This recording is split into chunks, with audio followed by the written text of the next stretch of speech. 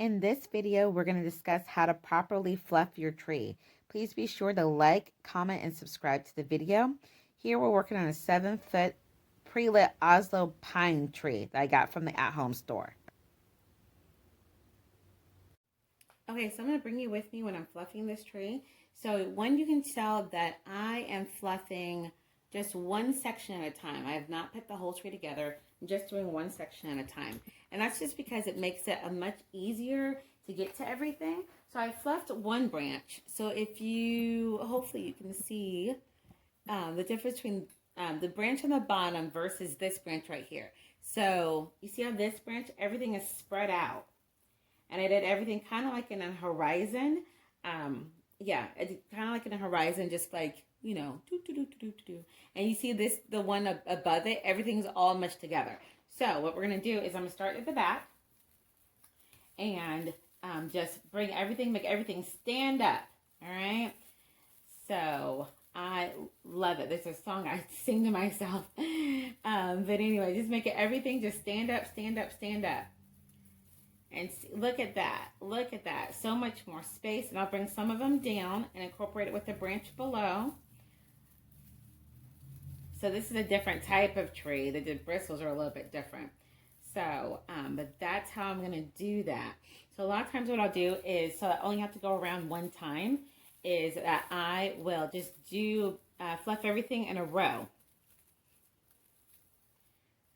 And that way, when I get around this, this part, I only have to go around one time, not a whole bunch of times. And as soon as I've done the one circle, then I'm completely done. The ends can be a bit of an issue when you're fluffing this point right here. See if I can move you guys up just a hair. So one, you always want to have one coming. You don't want it to look like this. You don't want it to be flat, okay? So you definitely want one just to point out and then have maybe some backup fingers. If you can make a star out of it, like, you know, kind of one in the middle and the others coming up around it, that's really awesome. So let's go ahead and let's do this one down here. That one up. All right, so then this one down here. Once again, we're just going to start just from the very back. And just make everything just stand up, stand up, stand up. And I'm going from the base of that branch all the way. I've seen some people who, they just touch the tips. And it'll be laying down and we'll just kind of like just curve it up. No, we want to go to the roots and make the whole thing stand up. This tree is pre-lit, which is awesome. And like I said, the reason we're doing it a section at a time is just because it makes it so much easier. You're not trying to grapple with the entire tree all at one time. So I'm going to go ahead and get this fluffed up, and then I'll come back when we're done.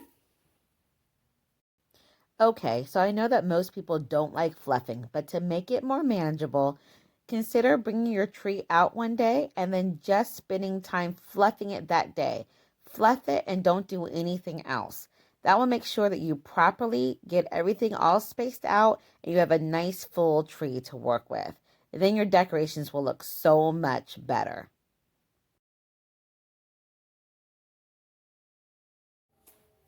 Okay, so when I get to the top of the tree, this is what I like to do. So I have the topper and I have a spare tree stand.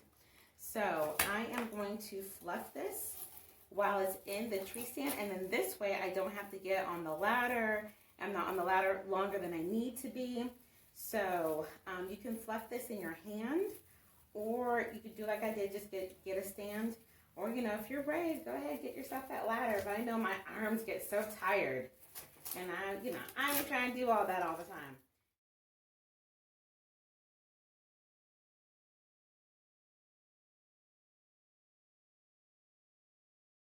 Okay, so this is the final product. It's all fluffed out and ready for decorations.